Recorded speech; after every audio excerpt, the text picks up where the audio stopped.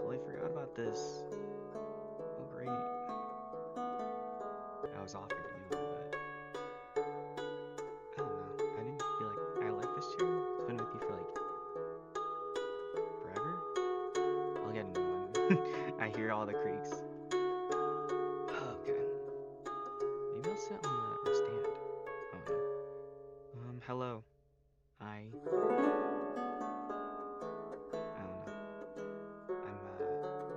I'm Guy from the Croods. Hi. Where did we leave off? 10, 10, 10. Is 11?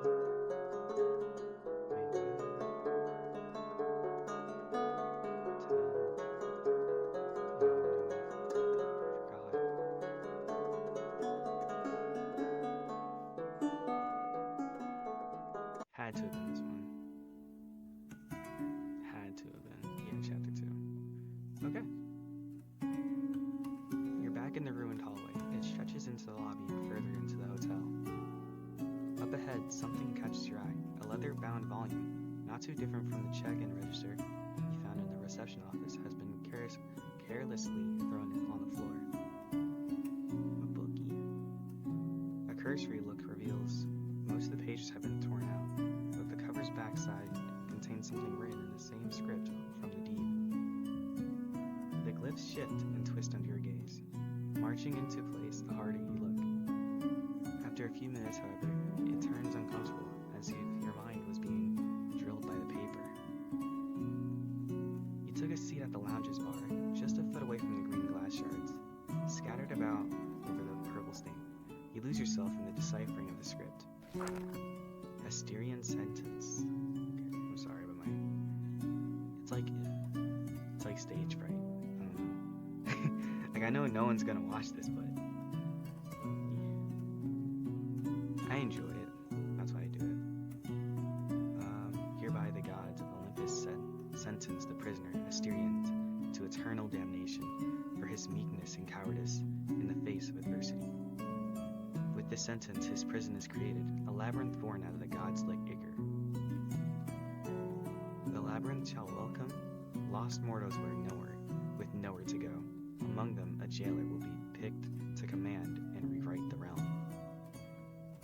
The jailer in the labyrinth's mission is to secure the prisoner's eternal torture. The jailer shall enjoy power and freedom to rewrite the labyrinth as to better enact his vision. Asterian of Crete, adopted son of King Minos, and every drop of this blasphemous blood is hereby sentenced to the labyrinth. By this decree, the God's will is done. You obtain the ledger. The ledger lists your obtained items, guests, and additional information. Click the icon on the top right menu. Okay.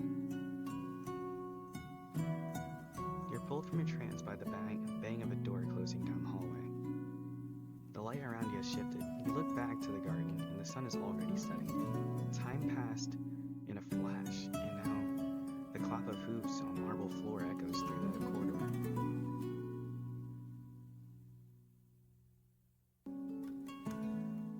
The Minotaur enters the lounge and sees you and bows. We shall greet, my boy. We will greet him with kindness. Hello, Asterian. Did you sleep well? I did, master. I must thank you for allowing me to rest. That's good to hear. I take it you have no issue with your bath. I did not. Sorry, guys, I'm like a little sick. So it hurts to go down. Asterian stands up and looks at you directly. I should ask for your forgiveness. I left you waiting without providing a tour of the hotel or its inner workings. That was awfully unfitting of my position as a hotel's keeper. I am at your disposal now, however. There are a few questions eating away at me, if you don't mind, but we can leave them for later if you aren't feeling well. I am well enough to fulfill my duty. What is it, Master wishes to know? Well, to start off, should we ask?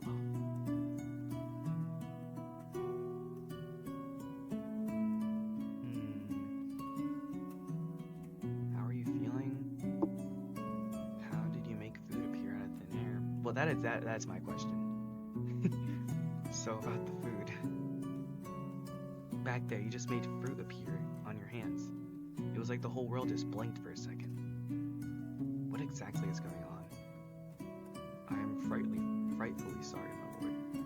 I have failed to explain it ahead of time. This realm operates under very peculiar rules. It relates to the oath I swore, contracts, oaths, promises, all manifestations of will from Master can be made to have a binding effect. Laws in this land are self-enforcing, if branded by the Lord's might. The oath I swore, it relates to one ancient piece of law, the statue of Joseph the Merciful. In one of his articles, it allows me to summon food. Under most circumstances, the swearing of the oath would have been a formal event, wherein I would have read the full statutes, but this situation was dire indeed. I am sorry, my lord. As soon as possible, I shall present you the statute of your consideration. Thanks. I don't like signing contracts I didn't read. But don't go overexerting yourself. I suppose this isn't a priority right now.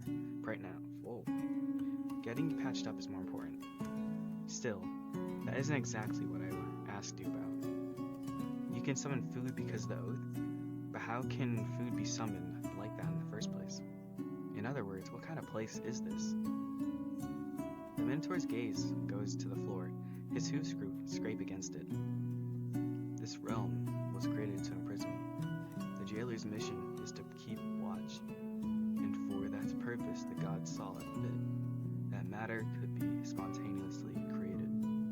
So the jailer's job would not be interrupted by petty things such as material limitations.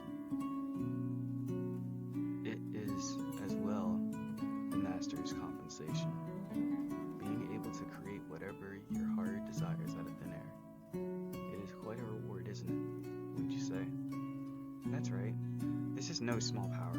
With some creativity, anyone could make a fortune out of this place. Well, there are a few limitations.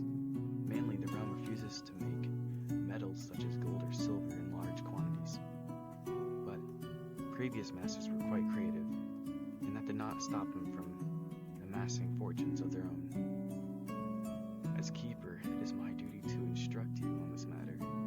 I can show you how to summon materials. I'd appreciate that a lot, but we can leave that for later. If it's complicated, I more like to discuss with you. Very well. What is it Master wishes to know? What other mythical? I don't care about that. Sorry, I want to know if he's okay. Well, I'll admit, I'm a little worried about you. How are you feeling? Was the shower enjoyable? The Minotaur shifts his gaze, trying to read your expression and tone, looking for a tinge of irony, or perhaps malice. I am well. It was quite peculiar showering after all those years. I had forgotten what water felt like. Yeah, you still look kind of dirty. And still bleeding. Maybe I should have helped him with that shower. Or not. I don't want to see Minotaur, whatever he has. It is a fortune that my wounds are closed. What? Oh, were closed. It could have been a painful affair otherwise. For quite a while, I just stood there under the water, thinking and feeling. All of that is to say, yes, I am doing well. It is kind of you to ask. Is that all you wish to know?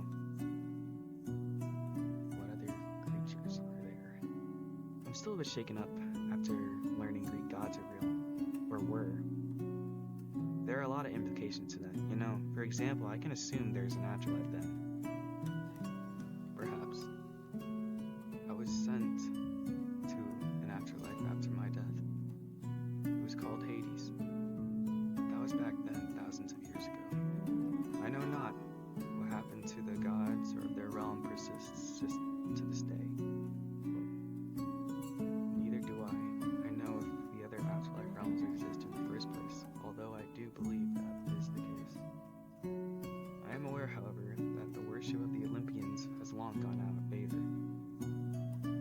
master would entertain my curiosity. Is this still so? No one worships them, no. It's a dead religion, that's for sure. Most of you'll find is people studying it during history classes, and some places do use the gods as symbols. Come on, we worship Thor. That's about it. I see. Then in this regard, nothing changed since I was locked away. There's something I want to know, however. You told me about the gods and other mythical beings. I want to know more about that, if you don't mind. I see, yes. That is a question masters of previous times struggled with as well. I can't tell if he's happy, sad, just going off whatever I think. Despite my thousands of years, I must admit I do not possess complete knowledge about the variety of mythical beings that exist. I know only of those that pass by this hotel, and of what they were kind enough to share with me. They used to charm to pass unnoticed, but as human. It wasn't always like that custom. That custom began only a handful of centuries ago. When I was a child, there was no such thing. My true form was plain for everyone to see, and Father Minos made sure I was seen. Regardless of their charms, they never worked in this realm. I do not know why, but it was always a constant. It was quite peculiar back then. Human and supernatural guests mingled together. It was always jarring at first, but after a while it becomes special. Humans are eager to learn about the unknown, and mythical beings yearn to live without a disguise. Now back in the 20th century,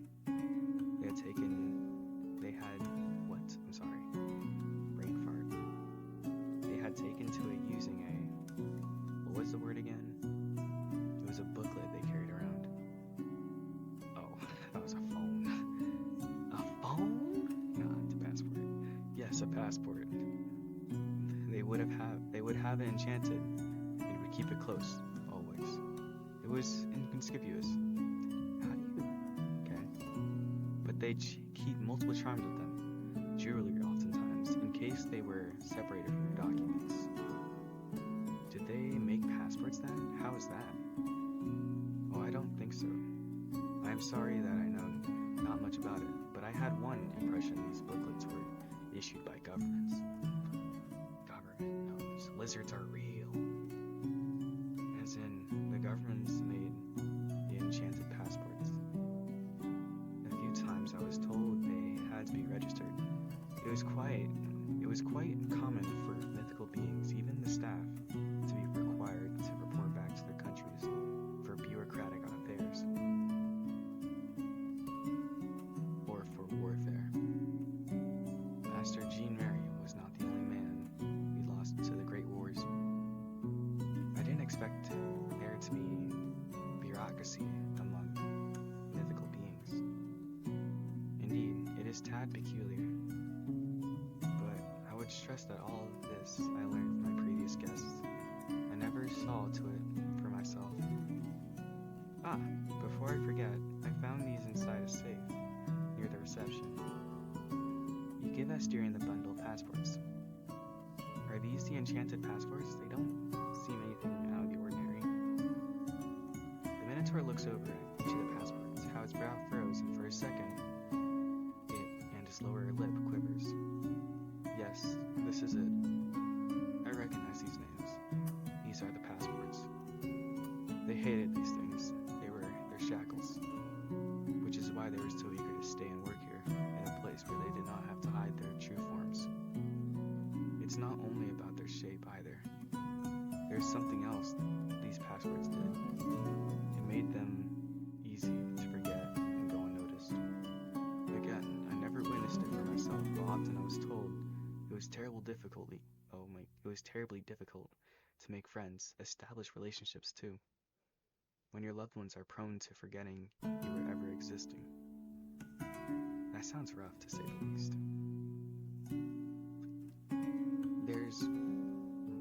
Must be lonely. Theirs must be lonely existence. Theirs must be a lonely existence. I'm sorry, English. I'm English. Asterion sinks in thought as he flips flips over the passport's pages. He did not seem to hear you. When he closes the last one, his gaze returns to you with a somber look. That is more somber than before. Does the master have more questions? I think that's all I had for now. This is a lot to take in. The gods and mythical creatures, for starters, and that this place can create matter out of thin air. Thanks for telling me all that. I just need to process it all. It is a pleasure to serve. Could I provide Master with a drink? Would that please you? You looked behind you, to the wall covered by dozens of bottles of liquor. No. Well, I don't think those are safe. I checked a few of them. They weren't smelling right. That will not be an issue. I can muster more for Master. Very well, go on. Are you just gonna... Is he... Summon a bottle of liquor. The Minotaur walks behind the counter. The world blinks around you, and when you look again, he holds a bottle of whiskey. Ew. Whiskey. Okay. Odd choice. He walks with a spring in his step. Oh, he's happy. He walks with a spring in his step, but stops once he sees the purple stain on the floor. Whatever smidgen of chirpiness was on his face is gone. He lowers himself to the floor and runs a hand over the dried out wine. He tries scraping the dust off the ground, then rubbing his hand on it to no avail. What's on your mind? The Minotaur speaks without looking up to you. He went all the way. The previous master locking me up wasn't enough. He had to kick out all the guests and go as far as breaking the bottles. He knew the wine could heal me. I had one in the infirmary just in case I got hurt and needed help. And one here for my enjoyment. I hope you didn't break the others as well. It is impossible to willfully summon more. No, that was like a one-time thing then? Okay. The Minotaur rises up and supports himself on the counter. He summons a rag and goes through the motions of dusting. No matter now. What does the master want? What is the master's want? I should tell you up front, the hotel's liquor is quite impressive.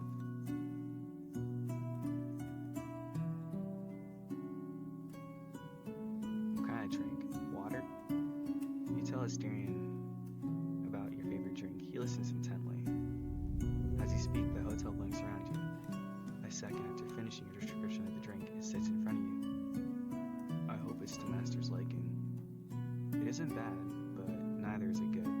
It tastes just a bit off. Asterion notices the disappointment in your face, and his ears droop. You mean ear? Sorry, not a good joke. I suppose the hotel is a bit rusty. It might take a while before it is capable as it used to be. Or perhaps I am the problem. I must say, I am terribly sorry. You mumble something you can't quite understand.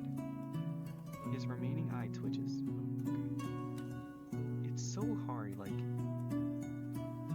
when I think of I'm like, when I read I'm like, do you mean eyes? And then, like, nah, he only has, like, half his lips, his left face is gone. So it's just like, and that's what lifts me up. Perhaps this would be an adequate moment to introduce Master to his quarters. Surely you must be tired. It darkens already.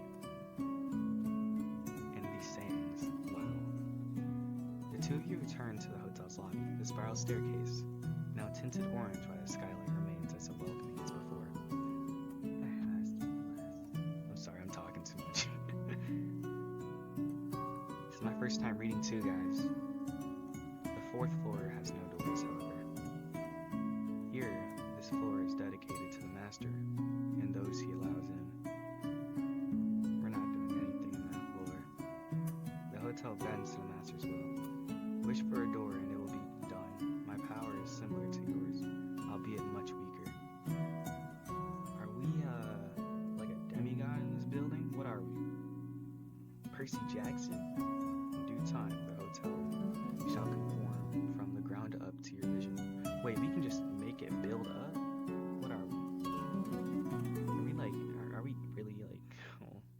I gotta stop. It barely requires you to focus. Just a passing thought is enough to make the hotel flicker in and out of reality. The door welcomes you. Wait, I have a theory about this. I'll talk about that later. The door welcomes you. It flickers away after you and Asterion cross its threshold. What the heck is this? What? Oh, I did not mean that. My first time reading too, guys. I'm sorry. Sorry for that, Greek. The living room ahead of you seems to have resisted the damage of time better than the rest of the hotel. It's so white, so clean. Are those people down there? No, they're not. It is dusty and some chunks of the walls showing the beginnings of mold. No! That is nothing compared to the devastation you saw in the kitchen. Alright, no. Asterion says nothing at all at first. His gaze seems to be lost in the distance as he walks around inspecting the room. There are lines of wooden carvings on shelves. During the Minotaur's silence, you take the chance to explore yourself. The living room is a sprawling lounge made to receive guests both in great number and intimate get-togethers. Under the sunset's light, the wooden floor colors the room with a soft, warm hue. Wait, this is the living room? Okay, this is... Bear. This is like Kim Kardashian living room right here. There's a master bedroom with a vast closet still filled with clothes. None you'd use, however. It's a wardrobe pulled straight from the 30s, organized with a tireless devotion. The living room, a sprawling lounge made to receive guests. Okay. There's also a large office, the kind you expect from an important executive. Sitting on the desk is a selection of finely decorated fountain pens and stash of documents, for the most part written in delicate calligraphy. Most of the documents are signed by a master, Jean Marais, although a handful bear of an illegible scribble for a signature. Jean, you're the same. There's a finely furnished bathroom off in a tight hallway to the side of the living room. At the end of the corridor, after a sharp turn, there's a cramped windowless chamber. It has a handful of remnants of the living room's warmth, albeit muted. The wood's color is faded, and the ceiling is a meter lower. Oh, that's how you spell meter? Stop. The ceiling is a meter lower. Oh my, I hate this. There is a little to no furniture. Okay, Kim Kardashian. There is, however, an austere. I'm not fancy, guys. I'm like, oh no, I live in New Jersey where rent's high, and I don't even have my own house yet. There is, however, an austere bed that looks larger than your typical single. Beside it is a tiny chest of drawers, with a handful of dusty poetry books piled on top alongside more wooden carvings. The room affords privacy, but little else. Asterion is going over it when you arrive. He cradles every wooden carving in the room, examining them one by one. Many of the carvings depict bulls. Hey, the person recommending this novel likes bulls. And bears. I hope he's watching. He opens one of the books, and a page marker falls from it. He looks down at it, but doesn't bother picking it up. The Minotaur opens a small closet off to the side and takes out what seems to be a long piece of fabric. He smells it, or perhaps hugs it to his chest. His balcony snout leaves a stain of blood dust on it. Come on, man. Clean your face up. Alright, I'm being rude. Just I don't want blood on these white sheets. He sighs and shudders. The Minotaur looks back at you, acknowledging your presence for the first time since arriving here. Wait, you were sniffing the... Okay. Don't do that while I'm around. I am frightfully sorry. I was lost in thought. The floor is the master's quarters. It contains your bedroom, office,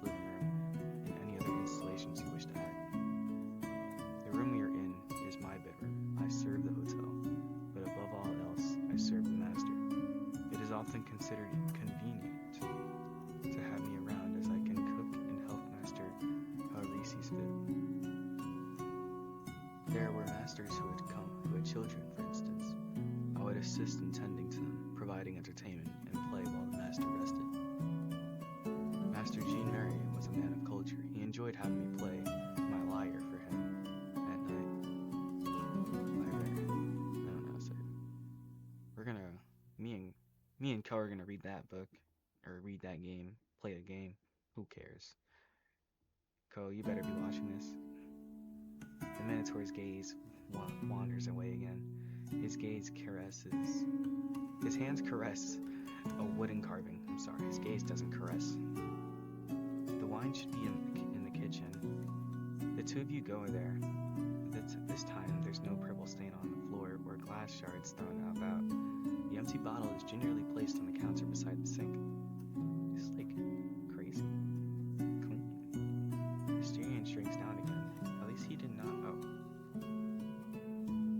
not damage Jean Mary's carvings. I'm thirsty.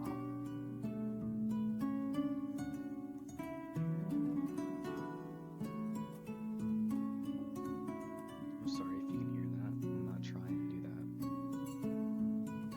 What is the last bottle? Wow, my chest hurts. No, I have one last bottle stashed away. I'm sure it must be intact. There's no way he learned about that one. It's all the way downstairs. All the way? About 30 floors down, yes. Worry not, master. It's getting late already. I can prepare you a proper meal and dust off your quarters. You may rest at night. Oh, I'm sorry, guys. You may rest for the night. I shall deal with this affair late after you've gone to sleep. It's daylight. Let me stay up. No, I can't let you do that. You're in no state to go up and down 30 flights of stairs. Yeah, what are you talking about? No. Tell me where to find the bottle while I go down there. You can check over the quarters if you want to go over the previous master's belongings. For a single moment, you steer staring and looking off to the side, pondering before giving his response. Very well, I obey. The 20th. I'm stupid. I'm sorry, I'm dumb. The 25th underground floor. Fluffers. 25th underground floor is much like this one. Without doors, you may command the hotel to reveal the way. Man, I feel like that girl from My Hero Academia, where she just like pops up random things if she knows the properties of the matter. It's where we've stored things over centuries, all the way down the corridor. There's a wall painting. The bottle should be in front of it. You enter the thumbs up as you summon a door out. We can summon a door? Once more, you're enveloped by the sunlight, draping from the skylight. Your echoing footsteps have a sonority over them, a twinge of life in this abandoned hotel. Once you reach the ground floor, however, your path becomes darker. Your footsteps now sound shy in front of an oppressive veil. Oh, that's gonna hurt my eyes.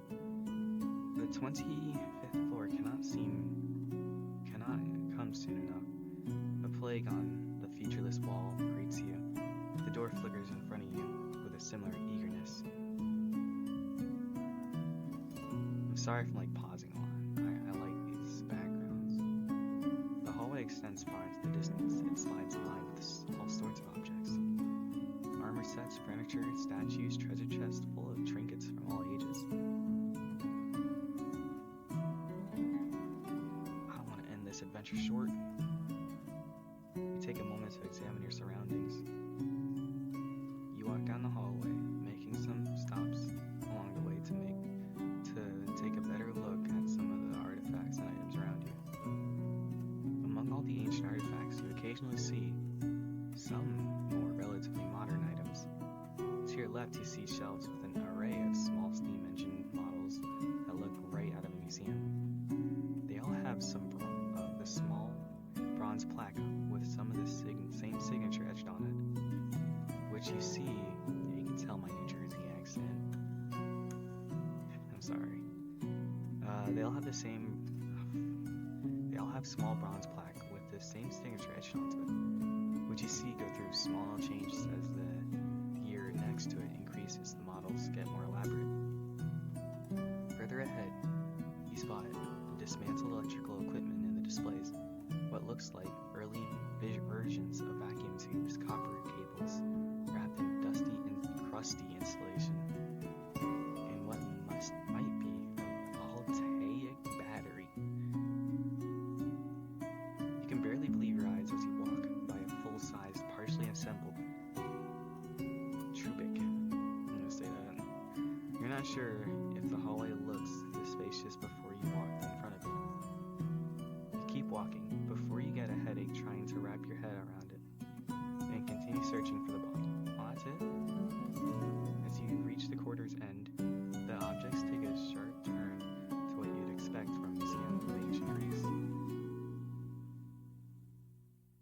Bottle. There's the wall painting Astarion told you about. Right in front of it is a sealed bottle of wine. It is covered in dust and labeled, and the label faded. Yay, we got a bottle of wine. Full. Wait, where's the cork? Off to the side, there's a glass case containing a jagged purple rock on the vague shape of a double-headed axe head. It drips an oily dark red liquid down the case. The goo is pooled into the case's bottom, wafting an unpleasant bloody stench. The case is locked by an old padlock. You got what you came here. You make your way back upstairs. See, that's what I'm talking about. This is when we go to bed. The setting sun, orange tones color the entire apartment. It turns the suspended dust into the air, into thousands of sparkling diamonds. The previous master's carvings stare at you, wide-eyed and beckoning you further into the corridors. You smell of old dust seems too small compared to how sweetly the room welcomes you. Sorry again. The place could ever be alive, and if it could ever be naked, this is it. The hotel itself embraces you. Its intimacy laid bare. Nothing moves and Astarion is nowhere to be seen. The silence reigns save for a faint hum of life. You leave the wine bottle on the living room table. You delve deeper into the corridors, and the hum grows louder and sharper. It's like breathing, ragged and pained. The dust visible under the sunlight shudders. The sound is coming from the office. Astarion standing over the desk. His back is to you, sobbing.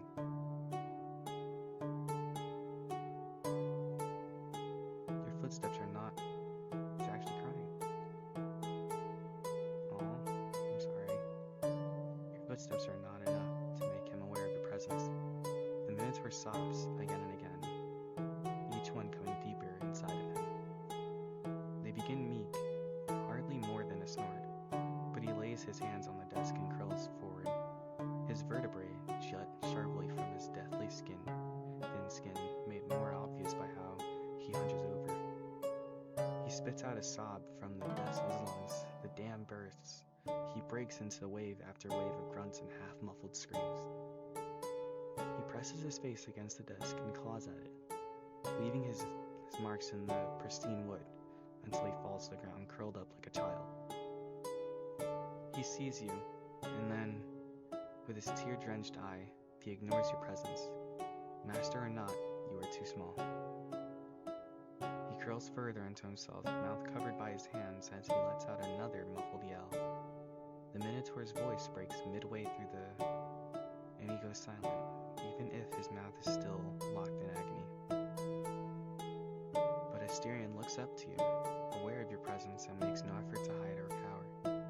In fact, he tries to speak, but you can't understand his slurred words, only that his voice has a tone of welcome. I mean, there's no other option. You cross the gap separating the two of you in one step at a time. Astarion's eye does not avert from you. You sit by his side, back to the desk, and only then does his gaze drop to the floor into further sobbing. Okay, you drape an arm over his shoulder and pull him to you. The Minotaur doubles down on his crying, now muffled by dig into you. They'd hurt, were he not so emaciated. You rub the back of his head and let the Minotaur go at his own pace. As the sun sets further, darkening the room, his crying grows quieter and more discreet as well. When all the dark except for the stars shining up beyond the window, Asterian's hands relax, and he slouches fully onto your chest. He almost seems to be asleep, but you catch his eye looking up to you. That would be creepy.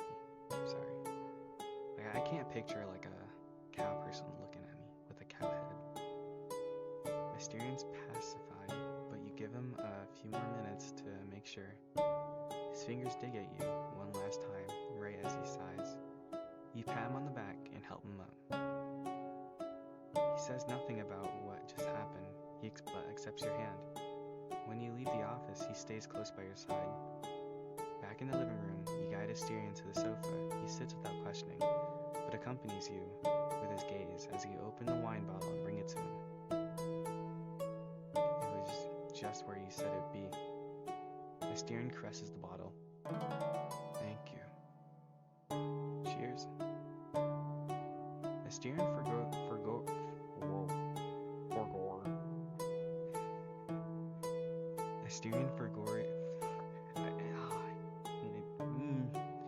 Asterian forgoes using a glass entirely. He leans his head to the side so the wine doesn't drip from his exposed jawbone and drinks straight from the bottle.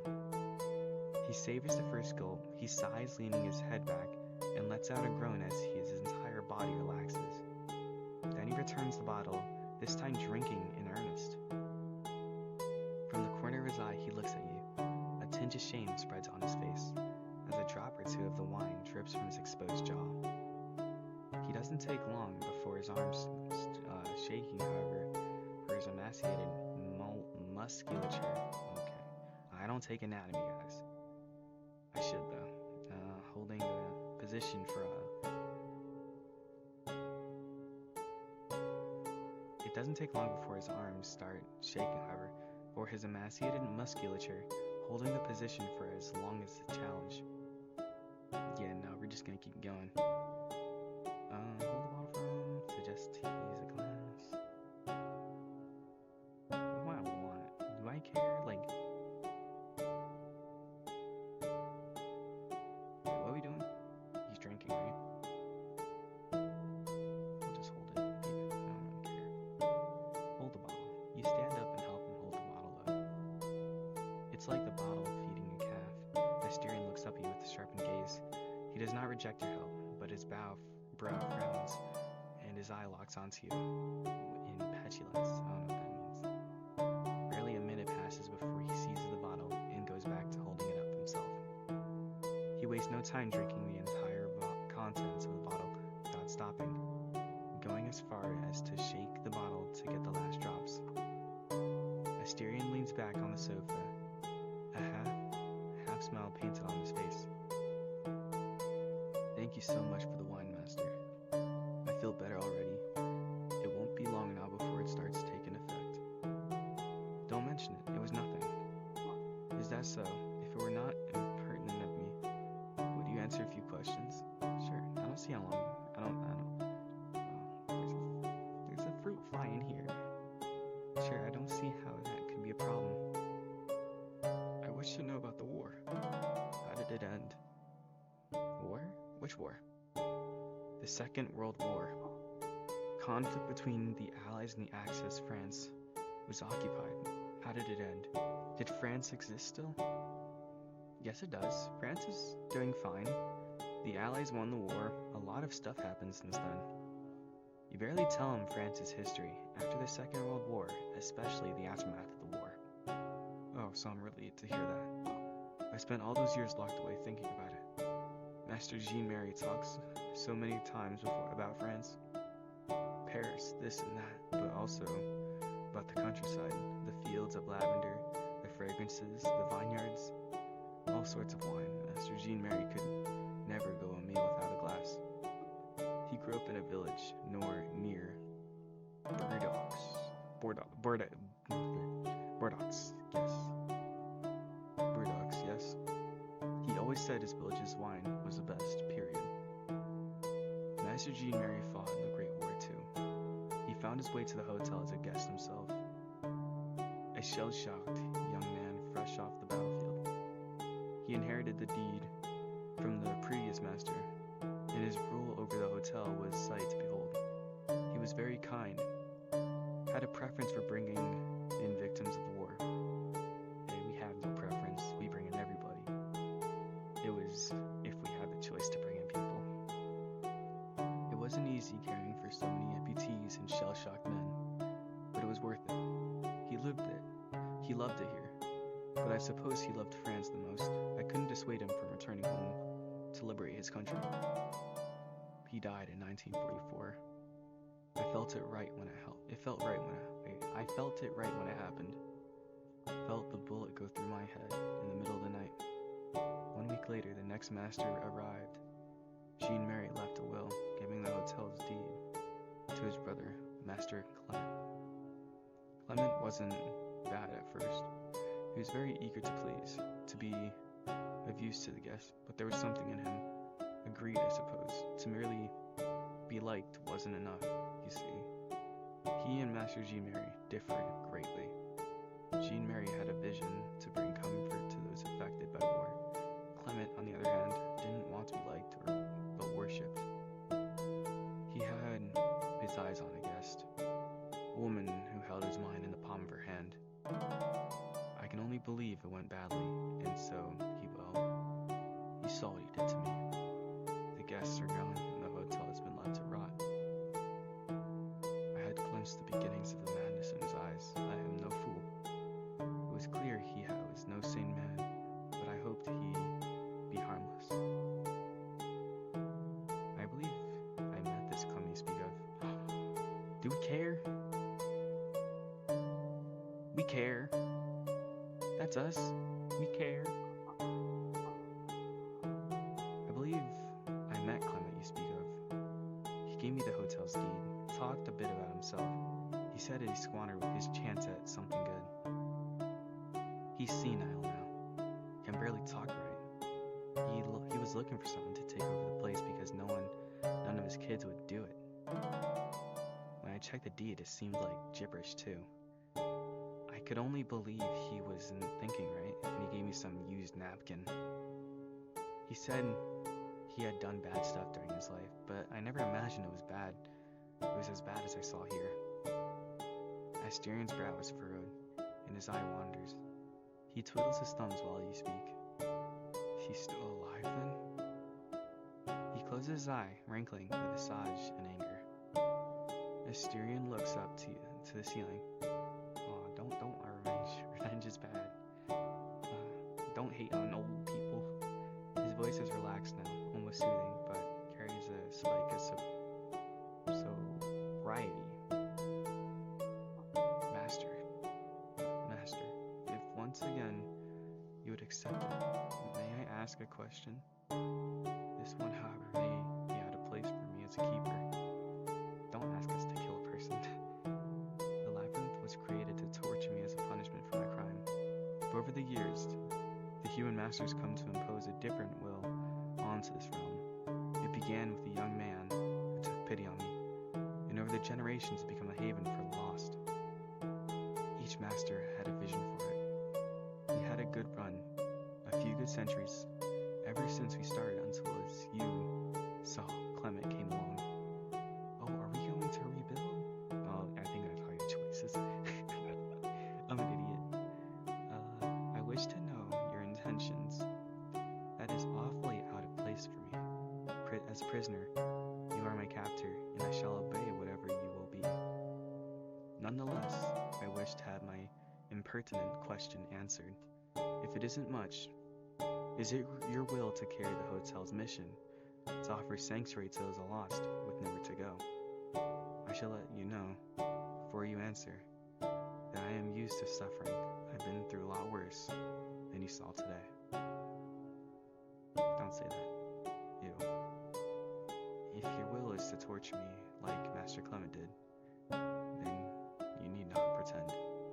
However, you have accepted my oath, took me on your service, and now you're treating me with kindness. I would believe then that you were not like him. So tell me, is your wish to uphold the hotel's mission to provide respite to those in need? Be honest, if you will. My servitude to you remains regardless of your choice, as I have none myself.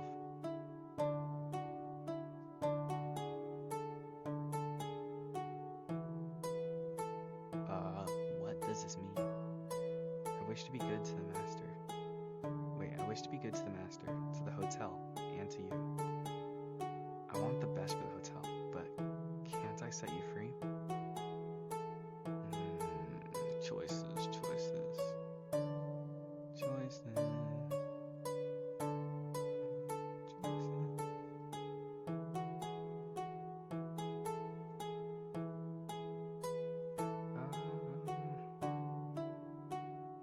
I wish to be a good master to the hotel and to you.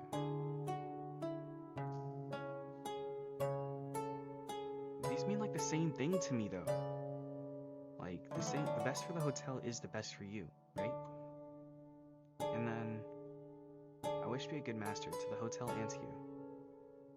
But like yeah, like I want to set him free, but like does that mean I'm evil if I like make it best? We'll just we're gonna go crazy here. Okay, ready? 3, 2, 1. I want to do the right thing, Mysterian. It may be hard for you to see that now, but I am telling you the truth. I'd like to know what is best for the hotel and for you, which is why I have to ask. Can't I set you free? I'm your master after all. It's not right to keep anyone as a slave. If I can, I want to set you free. Mysterian looks off to the side, biting his fingernails.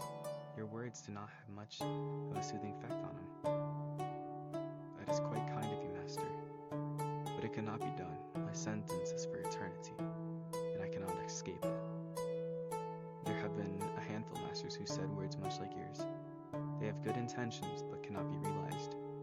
I cannot escape my servitude. The Minotaur looks at you, biting his nails. You need nail clippers? His eye shifts to you and fro.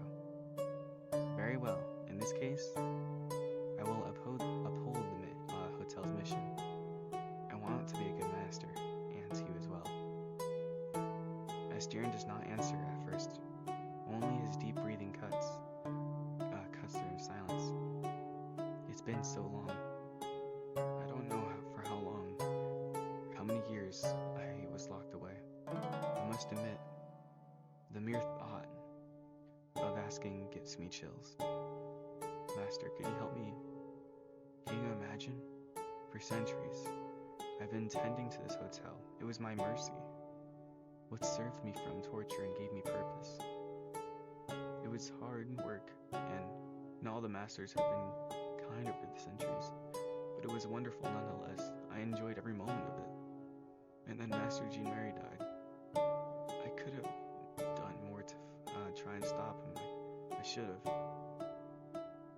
And then he came, Clement. I'm used to pain, but I only grown accustomed to having people, a mission, a purpose.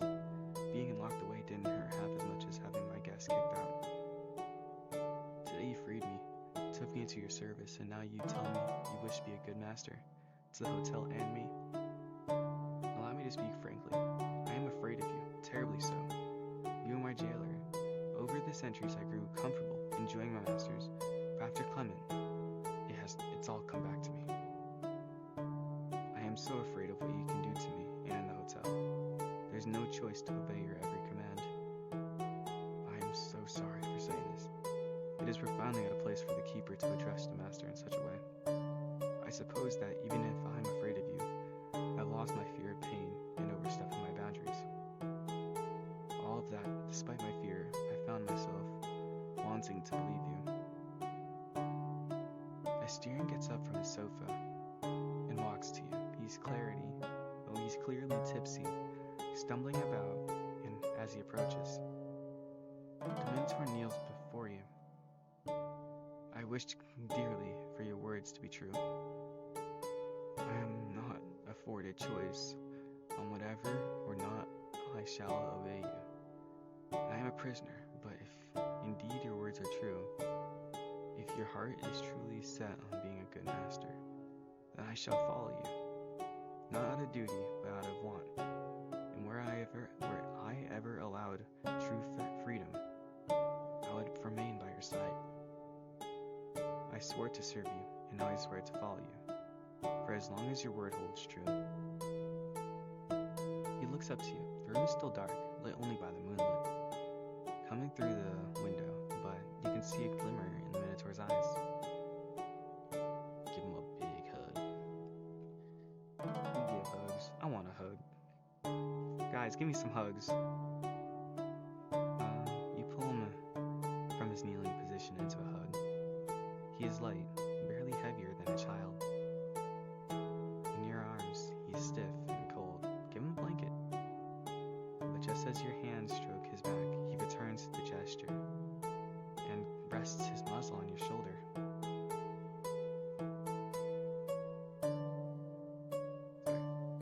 He sniffles once, twice, and presses. I'm very sorry. There you go. Sorry. He sniffles once, twice, and presses his face into your neck. Thank you, master. He breathes in deeply, as if learning your scent. Night quickly settles. The hotel has no electricity, but you can do with candles. Your shadow and Asterians slither on the walls, trembling alongside the flickering flames. The master's quarters are filled with the velvety sounds of life, breathing, footsteps, furniture creaking under you. From outside, a passerby would see this ruined hotel with a single lit candle, and if you perchance tried exploring it, you'd only find unending hallways of black and white marble tiles echoing with the rustling of his clothes. He could seek out the comfort of this candlelit room, but would never find it, locked away as it is behind a doorless wall. Silence drips over. Wait, did I go too far? No.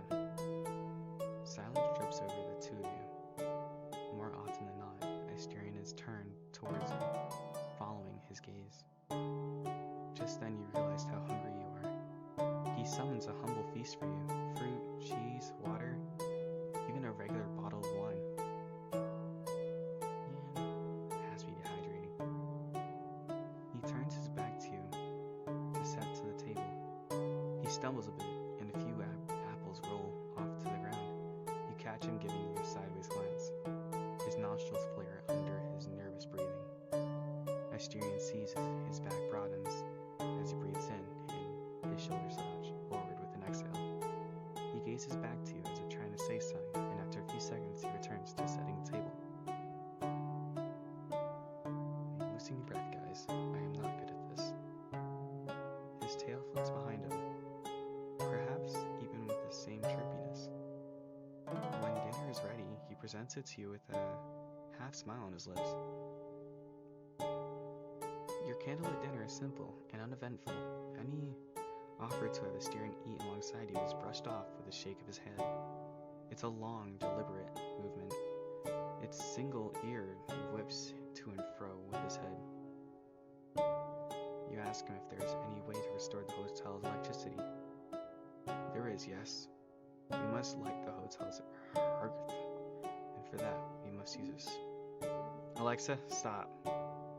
I'm sorry, guys. Oh man, Alexa. There is, yes. There is, yes. We must light the hotel's earth, and for that, we must use a special object.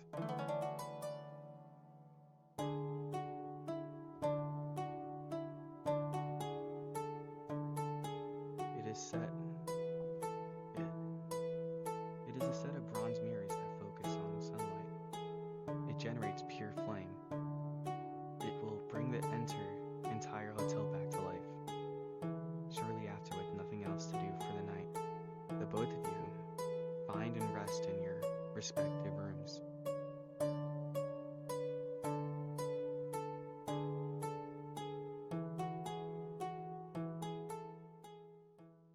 Is that like a chapter 2 or Sorry, gotta check how much time was there is.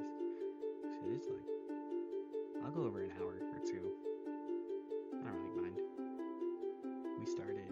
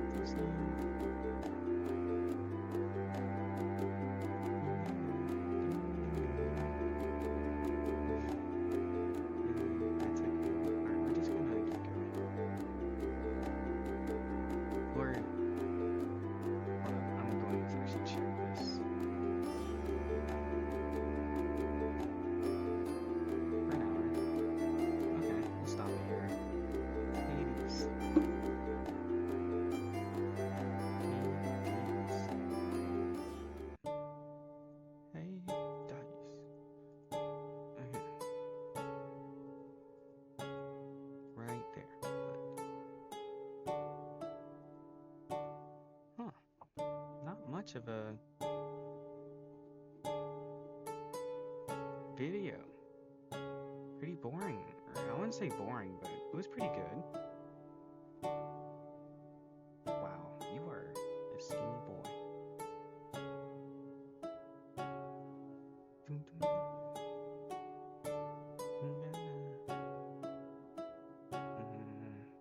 Is there any point in this novel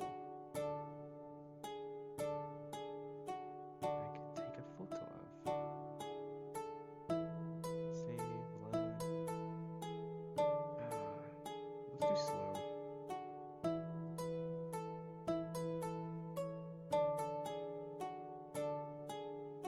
Large.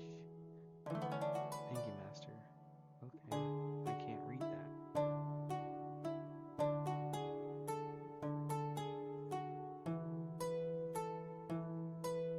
Dyslexia.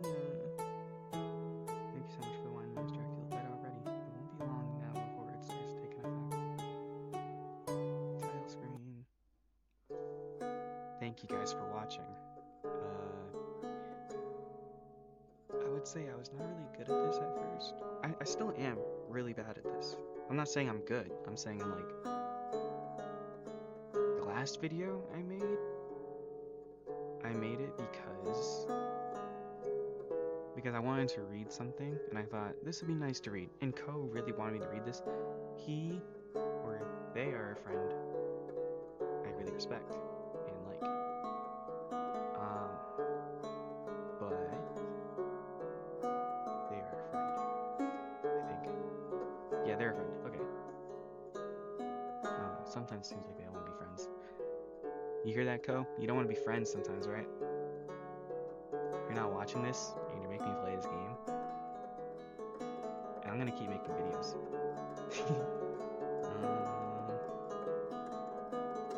Yeah, I think Ko will be... Ko's nice. Very nice. Pretty sure I'll be getting an intro and outro soon. If not, I'll have to animate one on my own, or something like that. Yeah. I have no idea what time it is for y'all, but thanks for listening / or listening or watching. I would like to roll in the outro music here. That'd be so cool. I just want to see an outro. Like, I want to see myself actually do a good video. That's what I want to see. Oh, my theory was, what if, you know, like the blanks happen whenever, I don't